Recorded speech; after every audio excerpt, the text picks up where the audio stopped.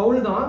Pavul Felix யூதர்களால் துன்புறுத்தப்பட்டு சிறையில் அடைக்கப்பட்டு அங்கே கொலை செஞ்சிருவாங்கன்னு அறிந்து இன்னொரு நியாயாதிபதியாக ஃபெலிக்ஸிடம் மாற்றி அனுப்பப்படுவார். யாரு? பவுல். அங்கே ஃபெலிக்ஸ் ஒரு நாள் மனைவியோட துருசிலாவோட ஒரு நாள் இருக்கும்போது பவுல் அழைத்து வாங்கப்பா, நான் பவுல்கிட்ட கொஞ்சம் பேசணும்னு சொல்லுவார். இயேசுவை பற்றி கேட்க ஆரம்பித்தார். யாரு? ஃபெலிக்ஸ். இயேசுவை பற்றி கேட்க ஆரம்பித்தோடனே பவுல் ஒன்னொன்னா சொல்ல ஆரம்பிக்காரு. பவுல் சொல்ல ஆரம்பிச்சோடனே பவுல் என்ன சொல்றாருன்னா, நீதியையும் இச்சையடக்கத்தையும் இனி ஒரு நியாய தீர்ப்பையும் குறித்து பேசுகையில் ஃபெலிக்ஸ் பயம் அடைந்து. ஒரு தேவனுடைய வார்த்தையை கேட்கும் போது ஃபெலிக்ஸ்க்கு என்னாச்சு? பயம் வந்துச்சு. இன்னைக்கு நம்மள அநேக கிறிஸ்தவர்கள் ஃபெலிக்ஸை போல பயம் வருது.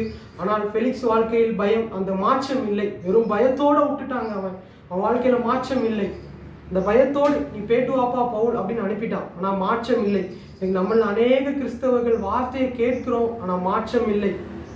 அந்த வார்த்தையை கேட்டு உள்ளத்தில் இழுத்து சென்று பரிசுத்த ஆவியானவருக்கு பிரியமுள்ளவர்களாக வாழ்ந்தால்தான் பரிசுத்த ஆவியானவர் நம்மளை ஆசீர்வதிக்க ஆரம்பிப்பார், நம் குடும்பங்களையும் ஆசீர்வதிப்பார்.